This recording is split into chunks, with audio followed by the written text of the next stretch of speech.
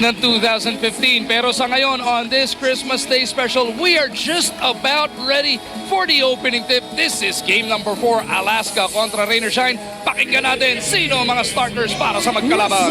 PBA fans, welcome to Game 4 of the semifinal matchup. And it's time to meet the starting lineups of both teams. First from your Alaska Aces.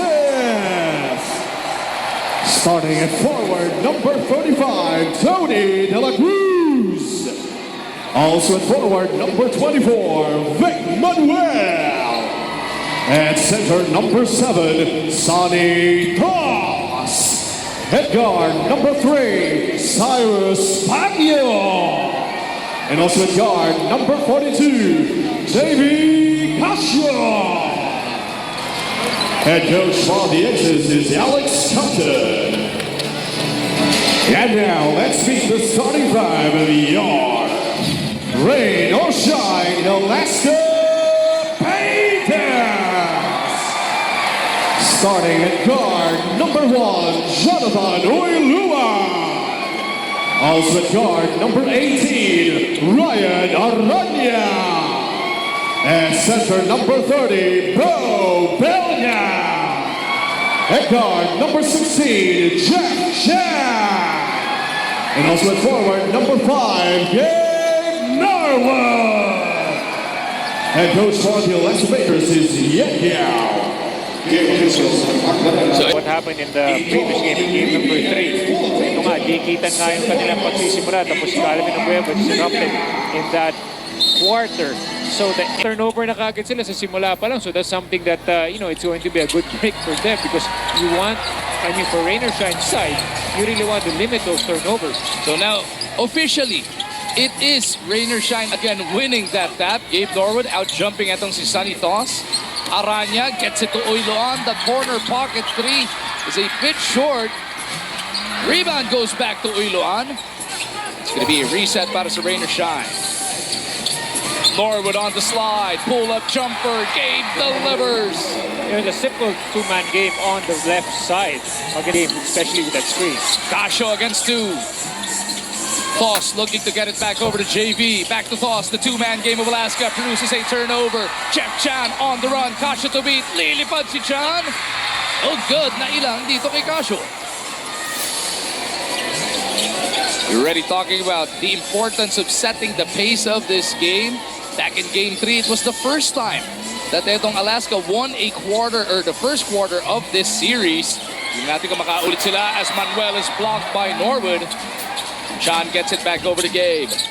Oiluan, tatanggap over to Belga.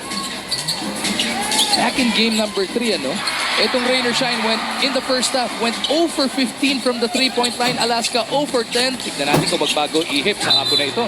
Critical talaga yung 3-point shooting Magu because it's always going to be rugged in the shaded area. You know what kind of interior defense be easy getting into the paint. That's why the 3-point shots are going to be very...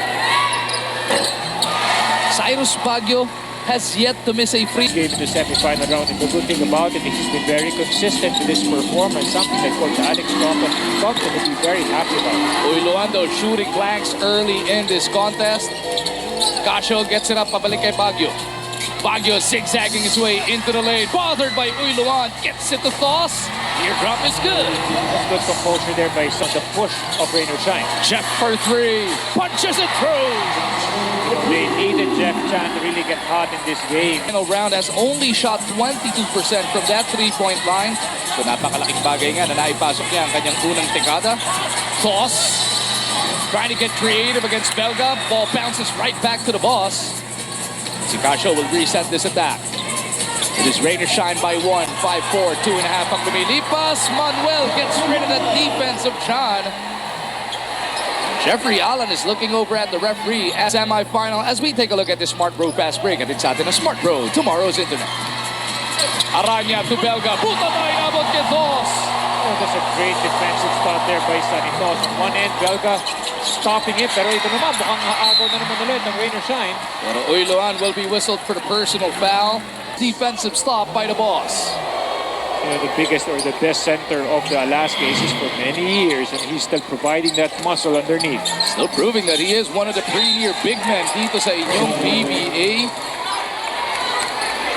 I would say is really doing a good job trying to pressure itong rain or shine from the backcourt. De La Cruz almost came up with a steal. Aranya looking to push.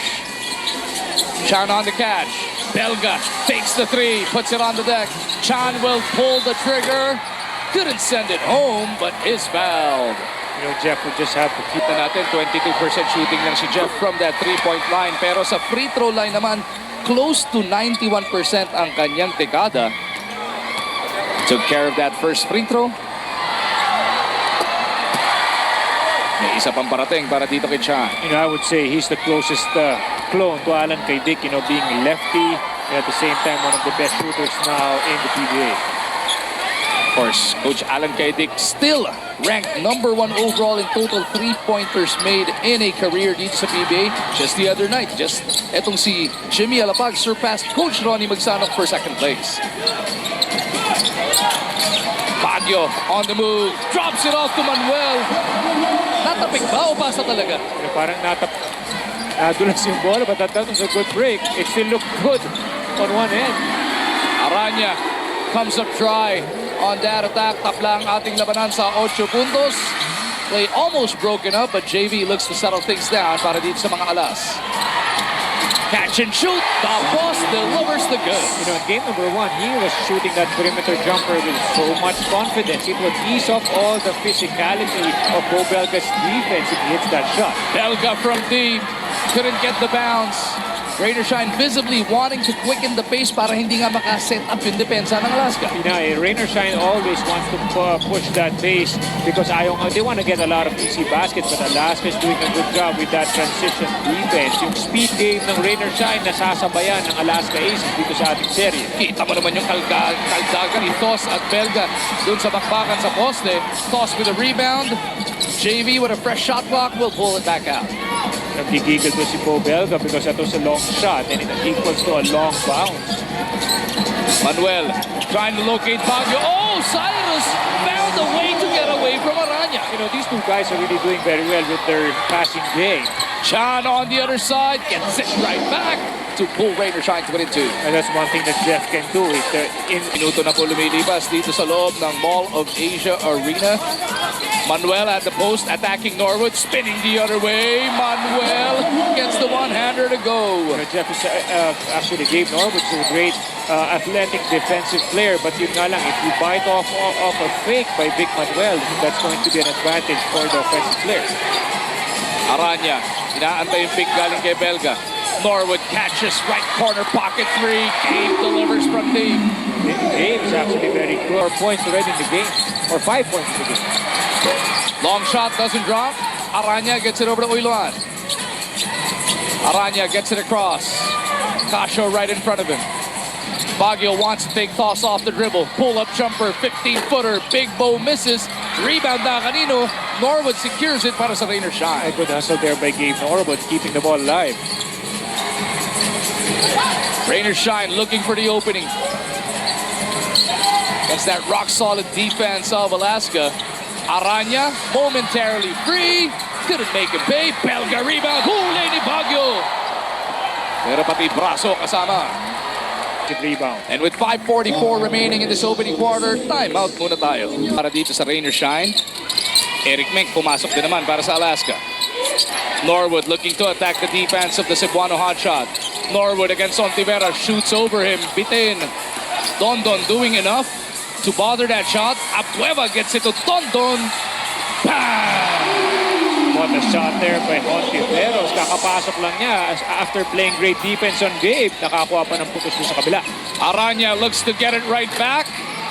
Di uubra, Ontiveros pa para sa rebound. So far, limitado ang shooting ng Rain or Shine from the outside compared to the Aces early. De La Cruz gets it to Casio. Sama nga nila, ito sila Ontiveros, Abueva, and Menk. Look at Ontiveros.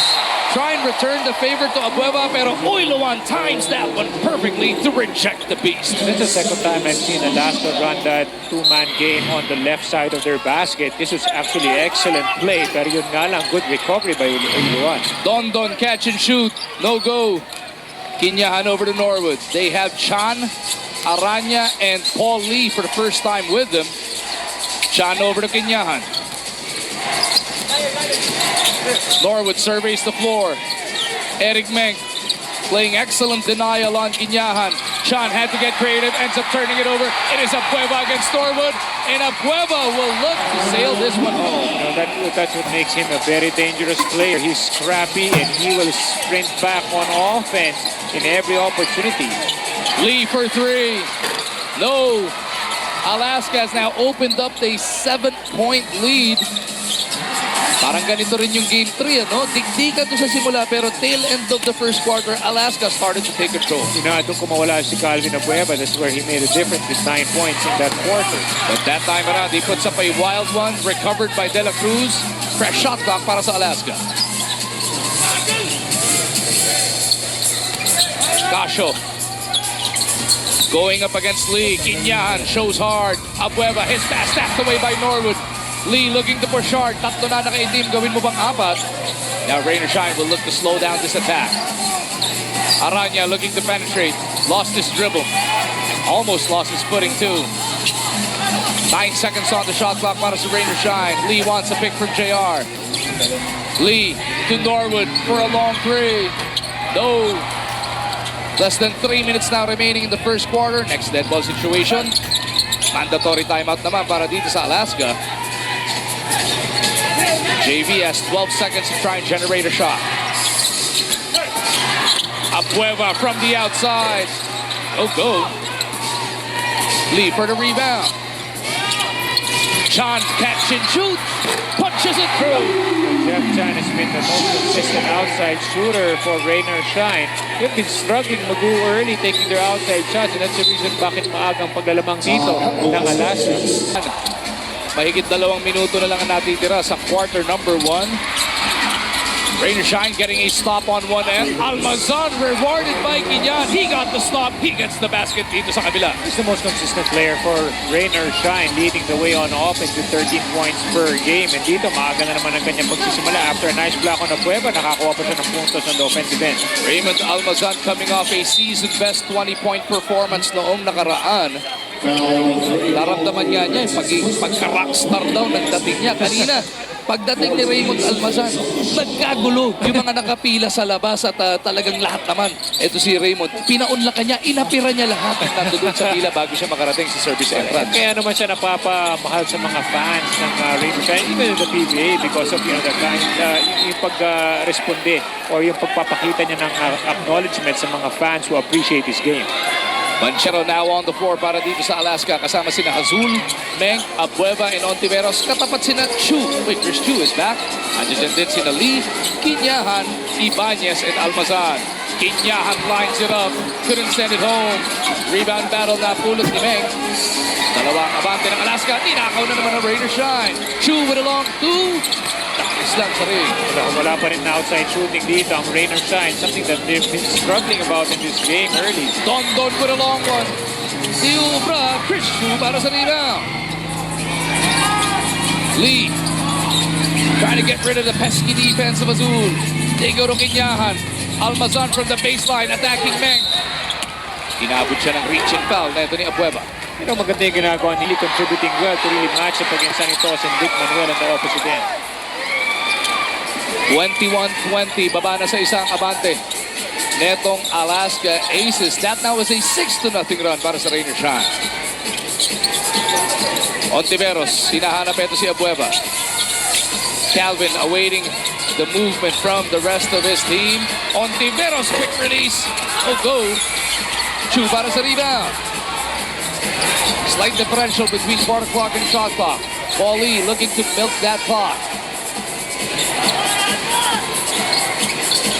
Lee against Azul. Almazan will offer the pick. Sabi ni Lee, teka lang, mahaba pa. Now he's got to go. 4 to shoot. Lee for 3. No. Rebound, Tapiga, na kay Ontiveros. Enough time for Alaska. Meng, does he realize it? Mukhang hindi. He didn't have enough time to really see the floor because the defense of Rainer Shine was preventing him from that transition play. Matapos ang unang 12 minuto ng aksyon, it is the Alaska Aces up 21-20.